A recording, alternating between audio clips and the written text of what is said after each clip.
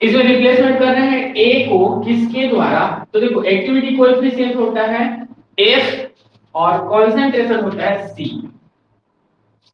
ठीक है, एफ क्या होता है एक्टिविटी कोएफिशिएंट और कैपिटल सी दिखाता है किसको, कंसंट्रेशन।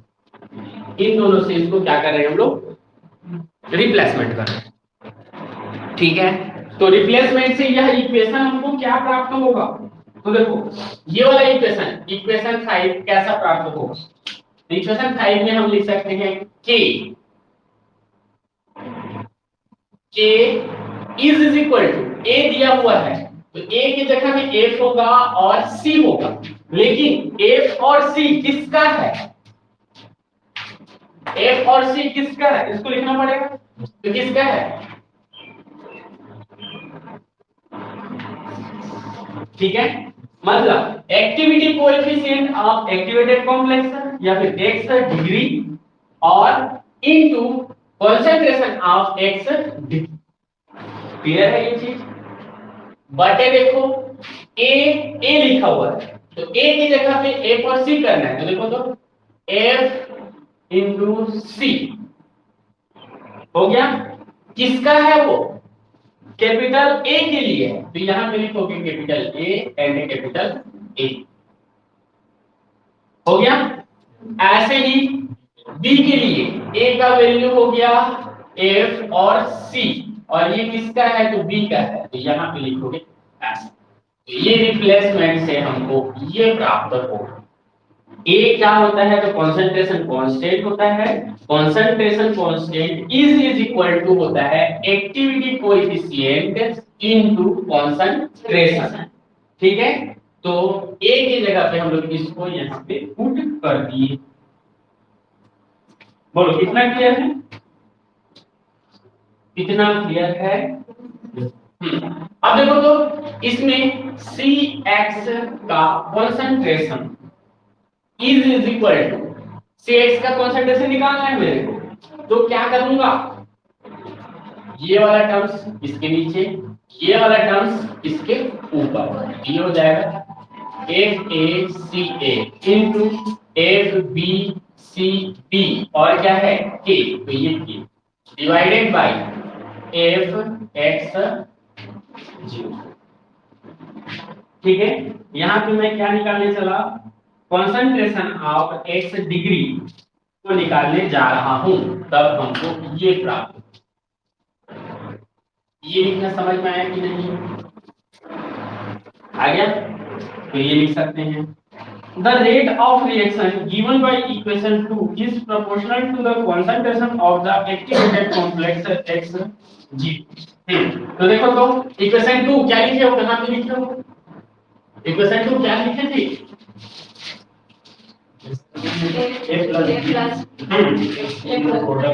हाँ, तो यहां पे हम बोलते हैं कि the rate of reaction, the rate of reaction is given by, इसको दिया जा सकता है इक्वेशन 2 के द्वारा, 2 के द्वारा लिख सकते हो कि नहीं, रेट ऑफ रिएक्शन लिख सकते हो कि नहीं,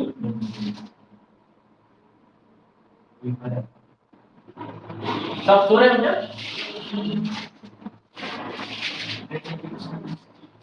दिमाग जब तक यूज नहीं करोगे तब तक नहीं होगा, ये लिखे थे याद होगा, तो इसके लिए रेट क्या लिखोगे, तो rate is in the concentration of, तो rate R is equal to the change of concentration of X divided in a dt, ये लिखोगे, that is proportional to लिखोगे concentration of A and the concentration of B, ये लिखोगे, इसको हटाओगे तो क्या लिखोगे यहाँ पे, ये लिखते ना, तो हर में ये चीज बताने की जरूरत नहीं पड़नी चाहिए। ठीक है, ये कहाँ था, ये था हमारा इक्वेशन, तो ये समझ में आया, the rate of reaction is given by the equation 2 के द्वारा दिया जा सकता है। ठीक है, गिवन बाय इक्वेशन 2, ठीक है, is proportional is proportional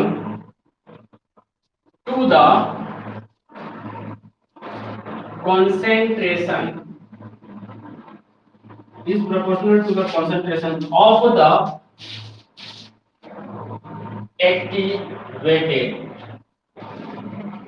complexes और एक्टिवेटेड कॉम्प्लेक्सेस का जो कॉन्सेंट्रेशन है वो क्या होता है, तो x डिग्री। चलो इसको खींचो तो एक बार, फिर मैं आगे बताता हूँ क्या है। देखो यहाँ पे क्या बोल दिया हम कि जो इक्वेशन 2 था उसके द्वारा हम लोग क्या दे सकते हैं,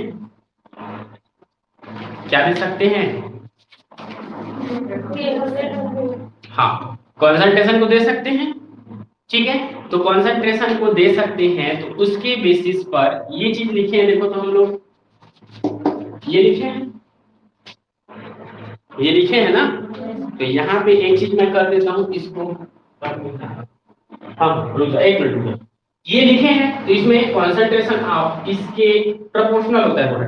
the rate of reaction is given by equation 2। Equation 2 के द्वारा जो रेट ऑफ रिएक्शन हम देंगे वह is proportional to the concentration of the activated complex। तो वह activated complex के concentration के proportional होगा। क्लियर है?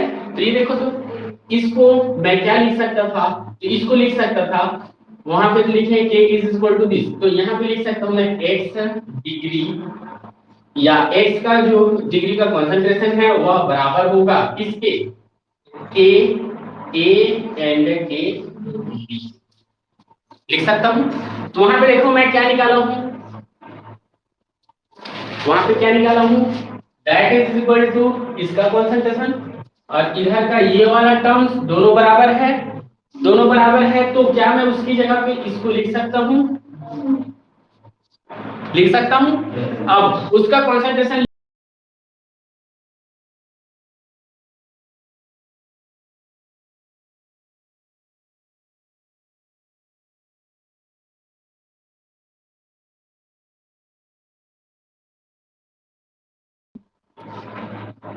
या रेट इज प्रोपोर्शनलिटी पे क्या कर सकता हूं मैं, तो इसको मैं इस साइड ले जाऊंगा, तो दैट इज इक्वल टू कितने के बराबर होगा, करने के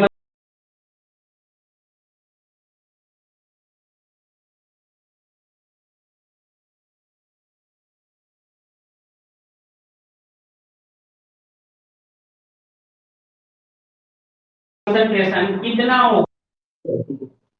इसलिए इक्वेशन 2 को मॉडिफाइड करके मैं क्या लिख,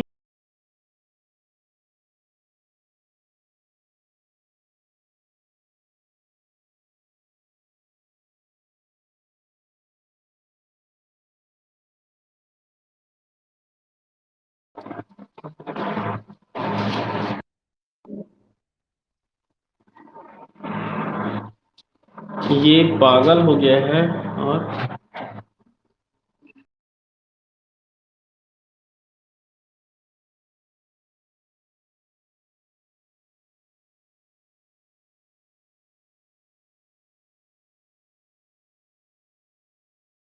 इसका कहने का मतलब क्या है, तो इसका कहने का मतलब है रेट ऑफ रिएक्शन। ठीक है, जिसको हम लोग R से दिखाते हैं। ठीक है, R is directly proportional to the concentration of activated complex। इसका कहने का कहां से कैसे होगा, ये देखो ये रिएक्टेंट है, रिएक्टेंट का कॉन्सेंट्रेशन में जो कमी होगा वही X के कॉन्सेंट्रेशन का होगा। तो वही चीज बोल रहे हैं कि यहाँ से D और dt को हटा दोगे तो ये भी लिख सकते हो is directly proportional to x c। यहाँ पे क्या किए, उसको टाइम के रिस्पेक्ट में उसका कॉन्सेंट्रेशन देखने चलेंगे तब ये बता सकते। तो ये हो गया। अब इसको देखो तो प्रोपोर्शनैलिटी कांस्टेंट के रूप में हम इसको आगे लिख सकते हैं। देखो तो k 0 कर देता हूं। अब एक्टिवेटेड कॉम्प्लेक्स के लिए k पहले ही हम लोग यूज कर चुके हैं। ठीक है, रेट कांस्टेंट। तो यहाँ पे मैं क्या करता हूं, तो एक्टिवेटेड कॉम्प्लेक्स के लिए रेट कांस्टेंट को k डिग्री से लिख देता हूं। समझ में आया, k पहले यूज कर चुके हैं इसलिए इसको k डिग्री से लिख। तो ये हो गया हमारा ऐसा। तो इसको दे देते हैं हम लोग इक्वेशन 7, सॉरी कंसंट्रेशन बोले हैं, तो कंसंट्रेशन को सी भी दिए हैं, देखो तो यहाँ पे डायरेक्ट नहीं सी है उधर की, ये है, तो इसको सी ये लिखना और इसको भी लिखना सी एक्स, इसके बेसिस कंसंट्रेशन ऑफ एक्स बोले हैं ना, तो इसलिए सी एक्स ये रेट के डायरेक्टली प्रोपोर्शनल होता है। प्रोपोर्शनैलिटी कांस्टेंट के रूप में हम लोग रेट कांस्टेंट पुट करेंगे, तो एक्टिवेटेड कॉम्प्लेक्स के लिए रेट कांस्टेंट के डिग्री होगा और उसको पुट करेंगे तो ये लिख सकते हैं, और ये हो गया हमारा इक्वेशन 7। बोले ये समझ में आया कि नहीं आया? किसी को नहीं आया होगा तो बताओ। हाँ, क्या नहीं आया? यहाँ पे ये लिखा हूँ, ये समझ में आ रहा है? द रेट ऑफ रिएक्शन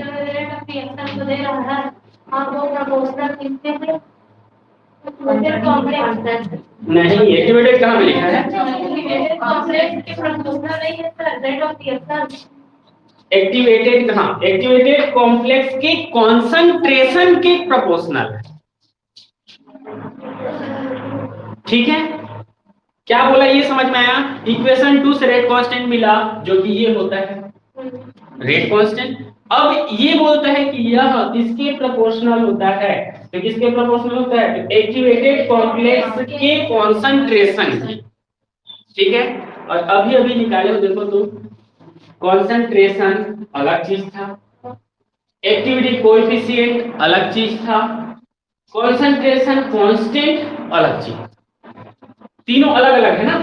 तो इसमें कॉन्सेंट्रेशन ऑफ एक्स डिग्री को किससे दिखाएंगे? ठीक है, तो यही चीज बोला, rate of reaction R is directly proportional to the concentration of X zero. हो गया। अब इस प्रोपोर्शनैलिटी कांस्टेंट को हटाया तो उसकी जगह पे क्या लिखूंगा? के ही क्यों लिखा? रेट कांस्टेंट है इसलिए के लिखा, और के पहले से हम इधर यूज कर चुके हैं इसलिए उसको सिंपल के ना लिख करके के डी लिख रहा हूं, के डिग्री लिख रहा हूं। हाँ, क्यों डिग्री क्यों दिया? क्योंकि एक्टिवेटेड कॉम्प्लेक्स को हम लोग डिग्री से लेकर के चले, इसलिए उसको दे दिया के डिग्री, ठीक है? और इसको कर दिया इक्वेशन 7। बोलो इधर किसी को आया? इधर प्रॉब्लम है कुछ? नहीं है? बढ़िया है, प्रॉब्लम मत करो, ठीक है? अब यहाँ पे देखो के डिग्री रिस्पेक्टिवली वेलोसिटी कांस्टेंट, ये के जो है यहाँ पे क्या मान के चलते हैं? तो रेट कांस्टेंट तो है लेकिन यह क्या दिखाता है? यह दिखाता है इस रेट के वेलोसिटी, ठीक है? तो ये दिखाता है, इसमें लिख देते हैं रिस्पेक्टिव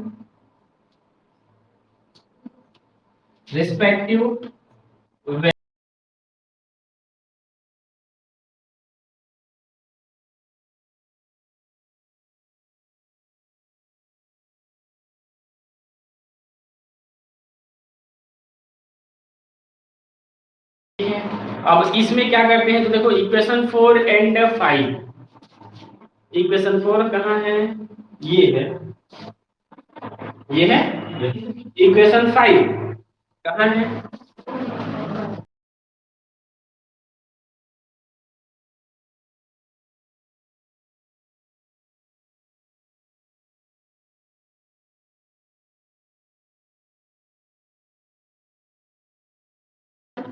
एंड 5 से इक्वेशन 4 में x कहीं पे है क्या?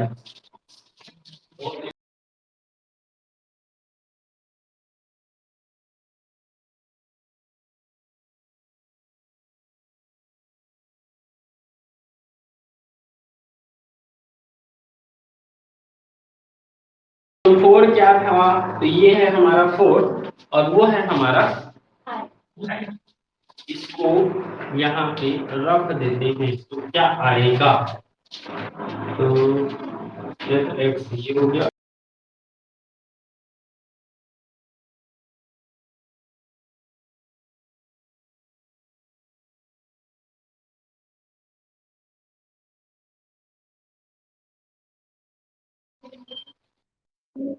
फाइव, इसमें एक चीज लिखना भूला है, एंड 7 से 7 में देखो r है, r इज इक्वल टू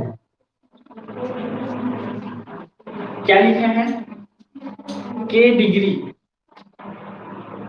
अब यहाँ पे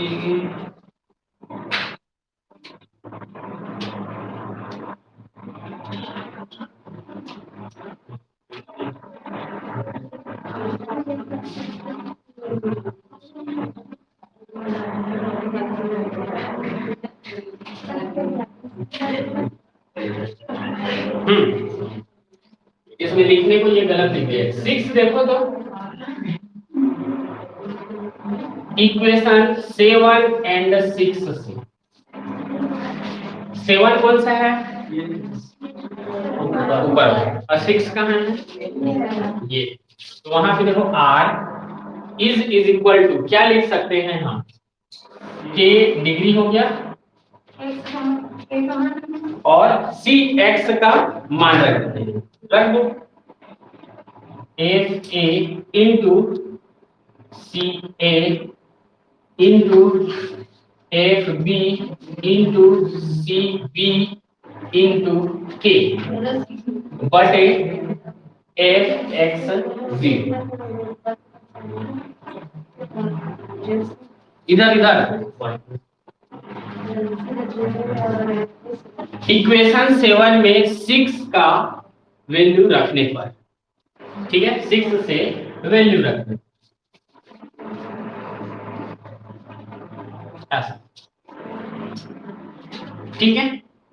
समझ में आया जो अब रखा वो, नहीं समझ में आया तो देख लो, ये दिया हुआ है, इसको यहां से रख दिए जैसा कि तैसा। चलो ये है ऐसा, तो इसको देखो, इसके बटे में कुछ है क्या, मल्टीप्लिकेशन, डायरेक्ट मल्टीप्लिकेशन होता है, तो क्या कर सकते हो इसको, तो देखो इसको लिखा है बुक में, वैसे मैं इसको लिख देता हूं। तो देखो के डिग्री सी ए सी बी, ठीक है, इतने को आगे लिख दूं, then f a into F b upon f x g. ये लिखना समझ में आया कि नहीं, आ गया। इसको दे देता हूं इक्वेशन 8।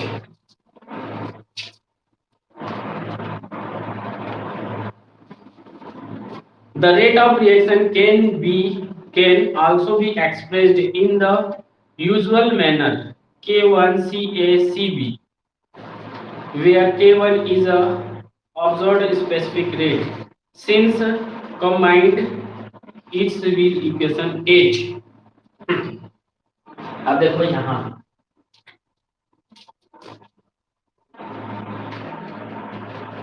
इधर नीचे वाला तो हो गया है ना,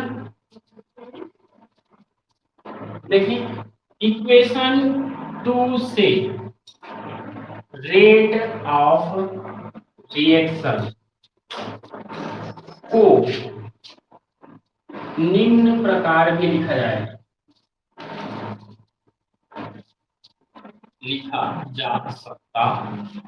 तो देखो तो वो क्या था हमारा, तो a plus minus plus b plus minus is equal to x0, ये था सेकेंड इक्वेशन, वही वाला। तो इसके लिए रेट को हम लोग ये भी लिख सकते हैं, रेट इज इक्वल टू, या rate is directly proportional to the concentration of a and the concentration of b, ये लिख सकते थे, ये लिख सकते थे। तो देखो कंसंट्रेशन ऑफ a और b को इसके बेसिस पे हम क्या लिखेंगे, तो इसको मैं लिख सकता हूं r is directly proportional to ca into c,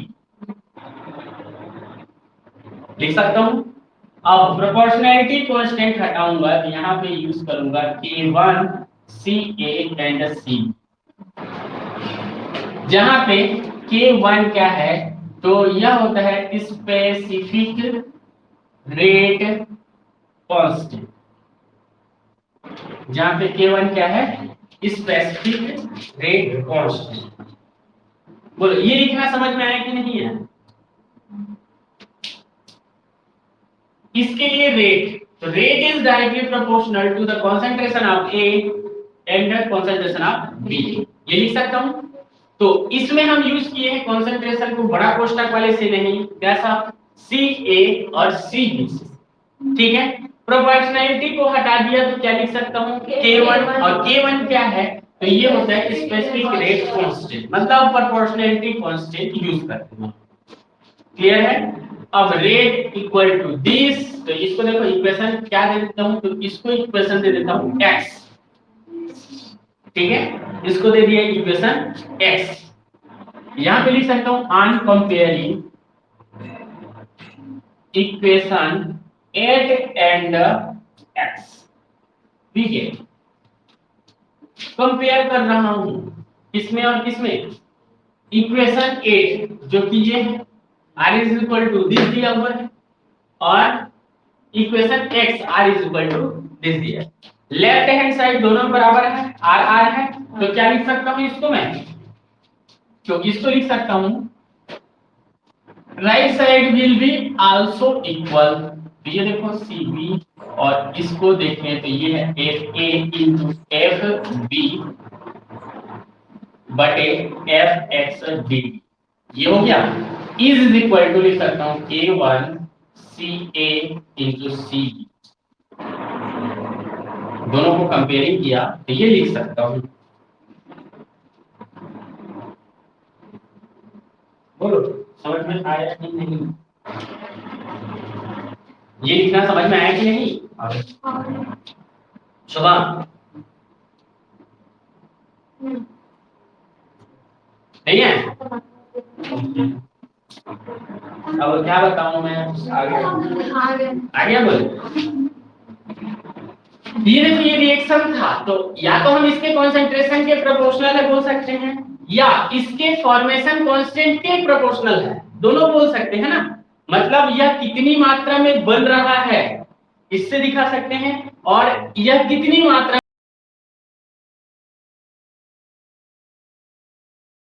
लिखा जा सकता है, और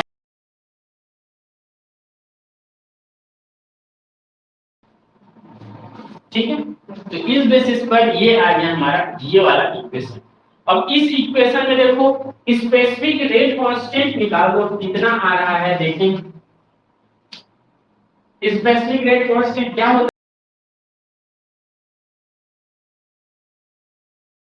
है, कांस्टेंट किससे भी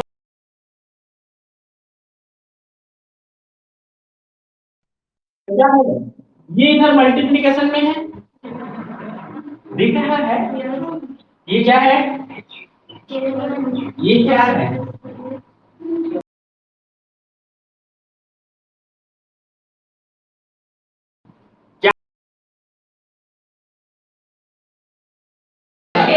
कॉन्सेंट्रेशन आप,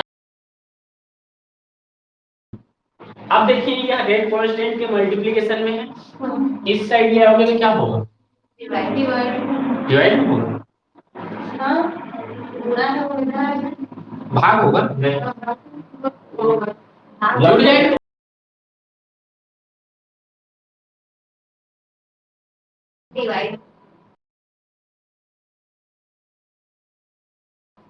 बटे हो जाएगा, और इधर देखोगे तो ये होगा FA into FB by FX,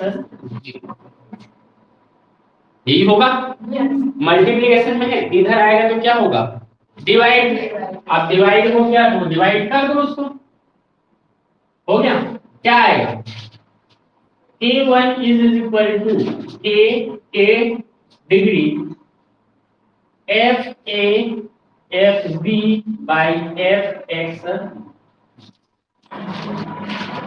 ये आएगा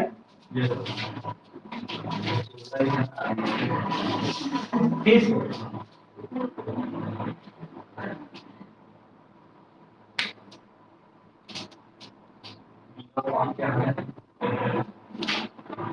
पता नहीं मोबाइल पागल हो गया, सुबह से इसी को चालू नहीं कर पा रहा है।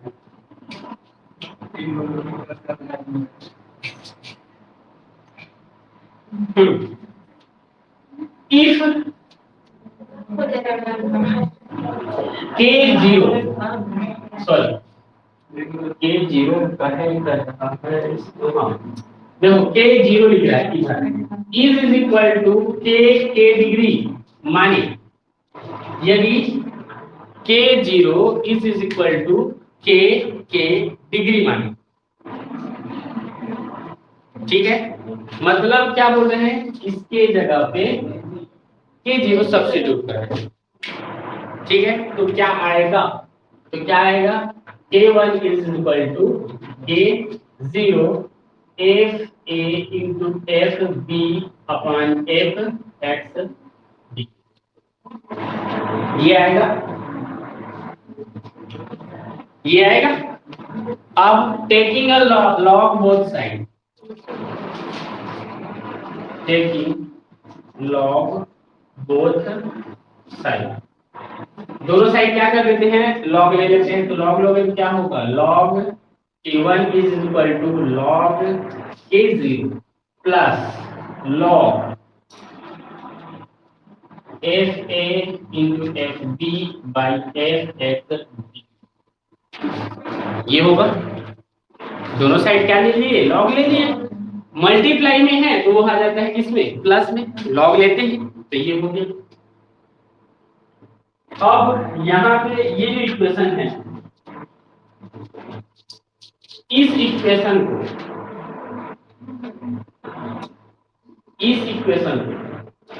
इक्वेशन कौन सा पहुंचा, ये 7 है, 8 है, ये 8 के बाद इसको दे देते हैं 9 और इसको देंगे 10, ठीक है। तो यहाँ पे लिखेंगे इक्वेशन 10 इज क्या होता है, नोन एज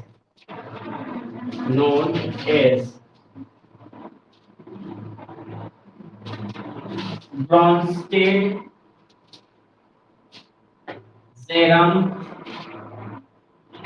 मेथड या इक्वेशन। देखो क्या पढ़ोगे इसको, ब्रॉन्स्टेड, वजेरम नहीं पढ़ते हैं ना, जेरम इक्वेशन। पी रहता है, वो लुप्त होता है, वो तो पता था।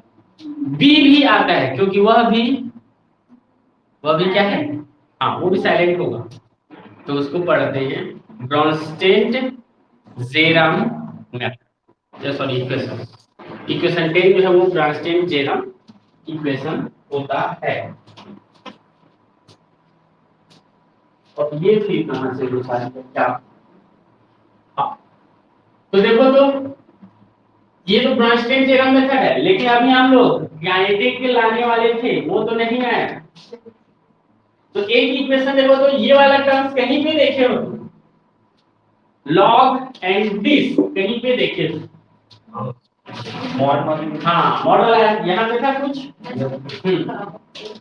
तो दैट इज इक्वल टू कितना था, तो देखो इक्वेशन 10 एंड कौन सा था, वो इक्वेशन 4 से, तो इक्वेशन 4 से देखोगे तो क्या आएगा, तो ये आएगा log k1 is equal to log k0 और प्लस हो जाएगा, बोलो प्लस में, इसको इस साइड ले आते हैं, क्या हो जाएगा माइनस में, ये हो जाएगा log k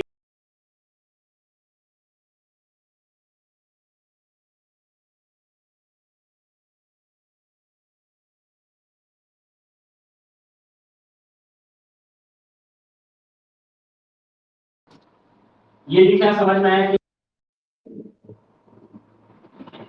ये लिखना समझ में आया कि नहीं, आ गया इसको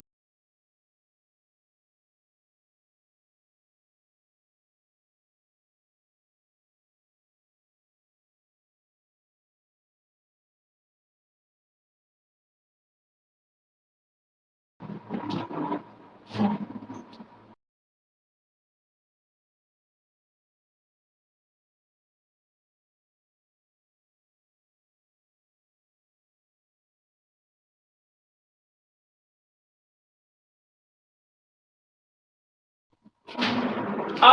करना है ये वैल्यू आया उससे, तो इससे हमको ग्राफ प्लॉट करना है, ये जो वैल्यू आया उससे।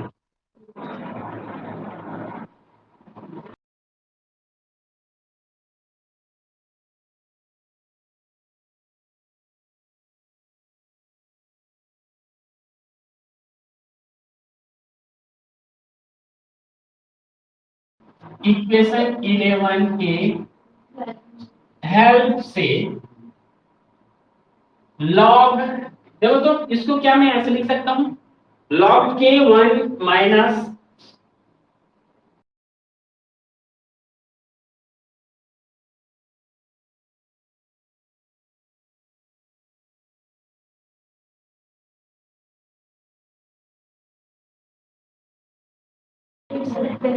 हाँ अच्छे से देखो लिख सकते हैं, और नहीं लिख सकते हैं बोलोगे तो लॉग का पढ़ के आना। ये देखो अभी यहाँ पे लिखे थे, मल्टीप्लीकेशन में था तो इसके बीच में लिखे थे।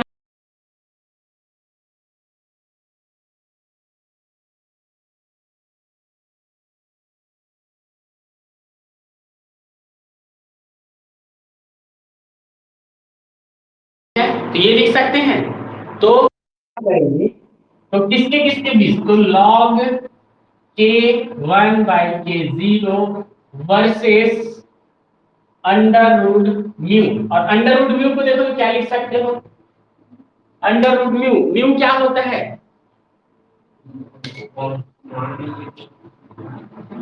क्या बोले थे अभी इसी में, म्यू का वैल्यू क्या लिखे थे,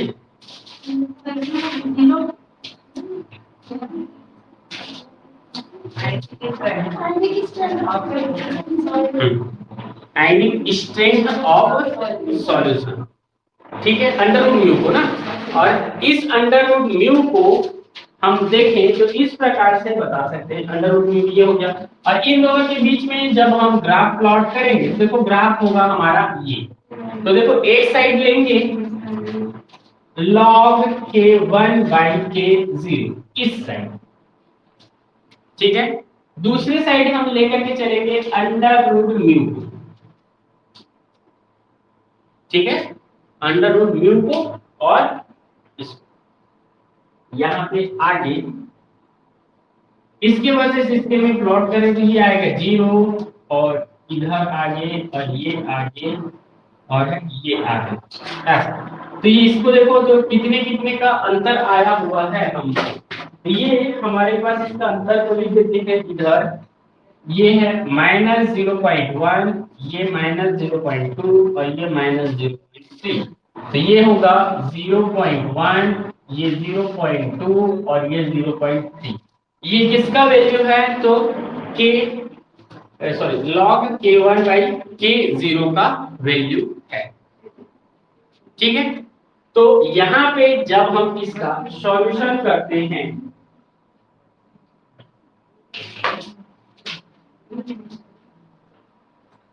तो इसको मिटा दूं, इस साइड हो गया है ना, सही कभी हुआ है,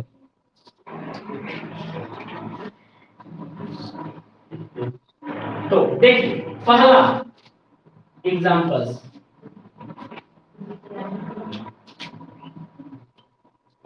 एग्जांपल के बेसिस पर पहला देखते हैं, तो पहला दिया हुआ है CONH3 का 5Br2+ का जब हम रिएक्शन Hg2+ के साथ कराते हैं तो हमको इसके लिए ZA एंड ZB का वैल्यू मिलता है 4, ठीक है, ZA एंड ZB का वैल्यू मिलता है 4। ऐसे ही ये क्या है ये समझ में आया, अभी भी रिएक्शन लिख रहे थे तुम लोग,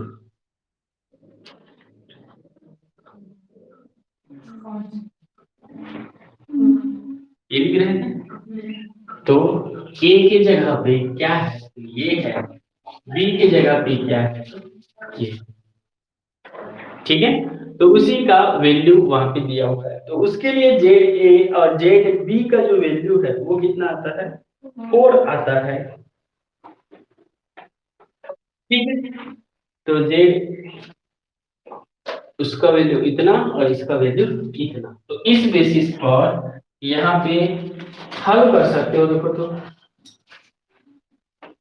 log k का वैल्यू तुमको पता हो, और k1 k2 का वैल्यू पता हो, और जो है अंडर रूट म्यू का वैल्यू पता हो, तो इसके लिए हम लोग यहाँ पे ग्राफ प्लॉट कर सकते हैं। तो इसका जो ग्राफ है वो हमको ऐसा प्राप्त होता है।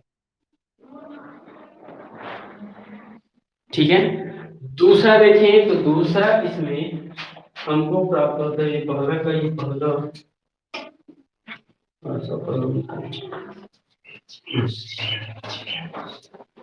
नहीं, ये जीरो लेवल है ना, जीरो लेवल है। अब इसमें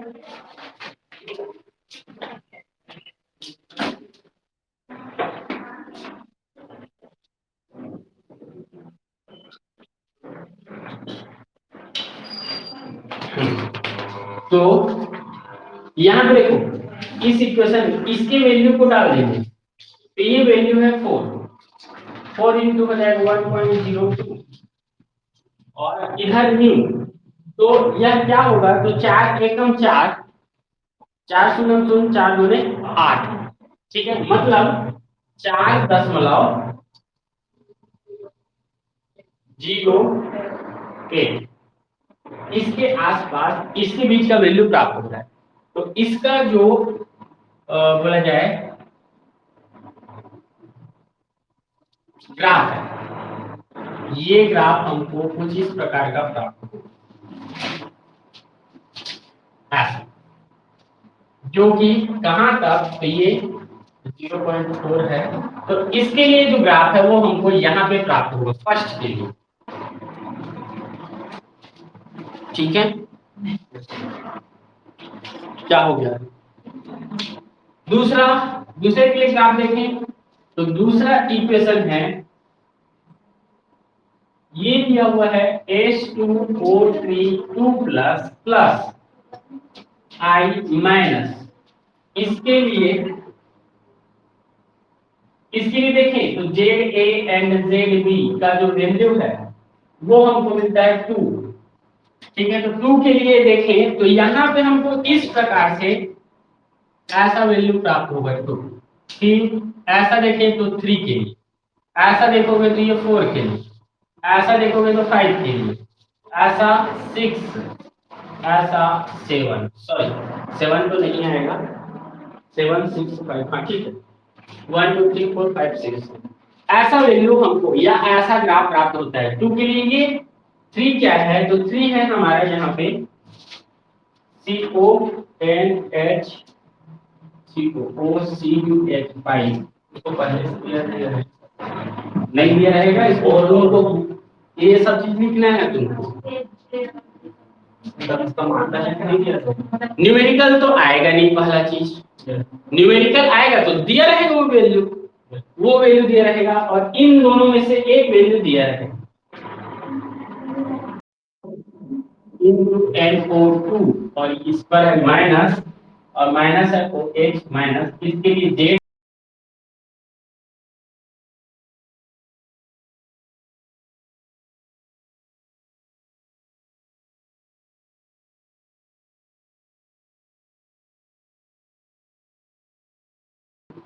इसका जो हमको मिलता है ZA into ZB equal to 0, और 5 देखोगे तो 5 दिया हुआ है H प्लस B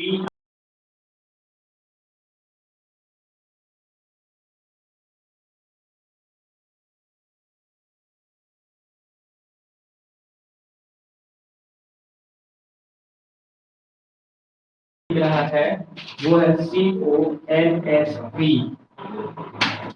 का 5 आर और ये है 2 प्लस ओ एच माइनस के लिए ये वैल्यू जो है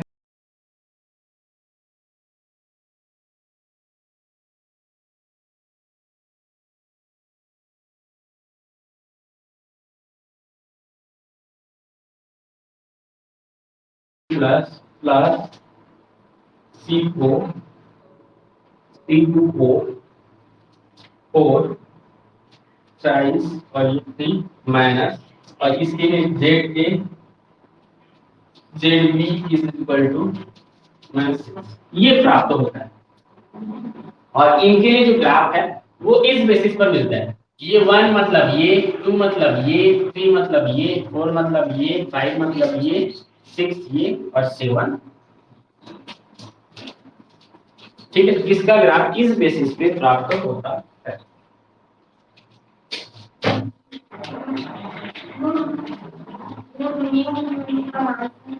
इसका रूट में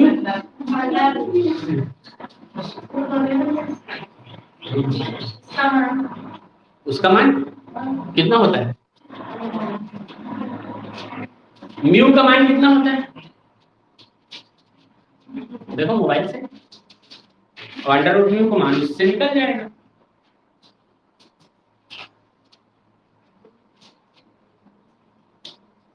तीन 3.145 3.145 इसको निकाल रहे हैं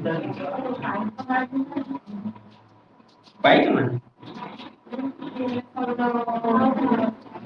पाई 3.14 हाँ पाई का मान देखो म्यू का मान कितना है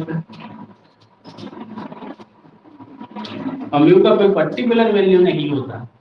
पहले बता दो, मैं भी पाई को ही याद कर रहा था इसीलिए उसको बोल रहा हूँ।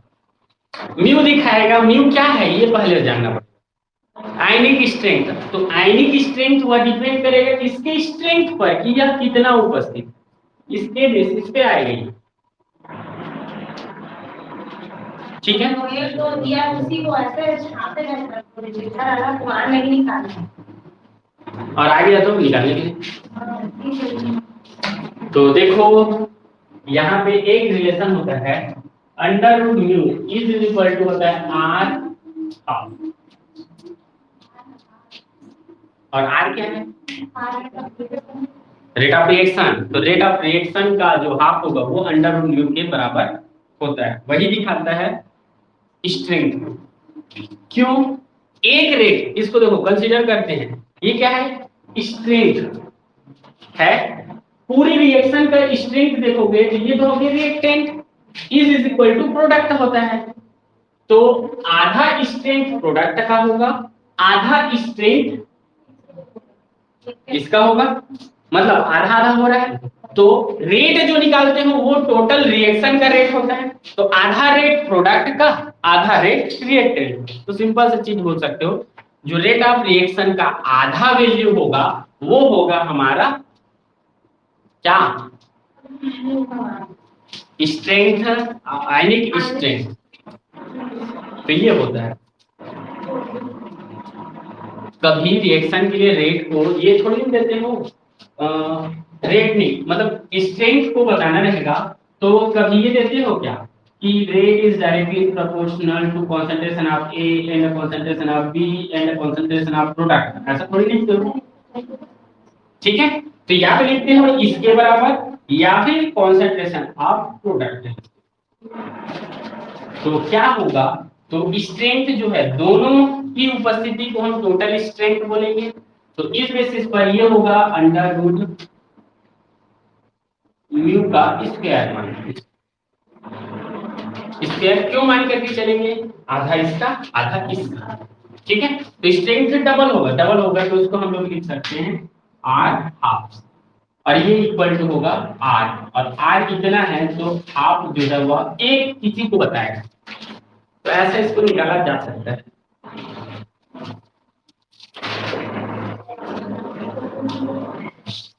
कुछ एक्सप्लेनेशन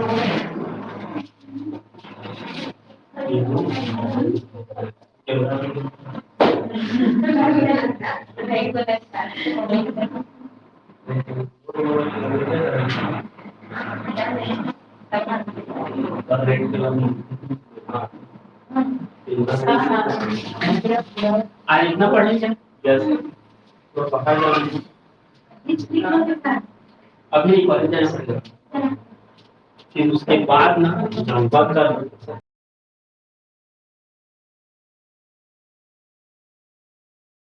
जो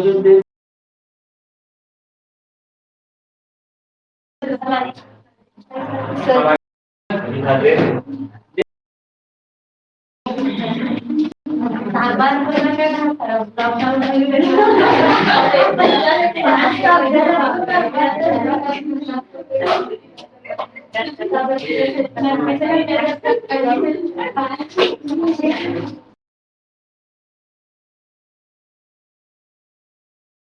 जाने पे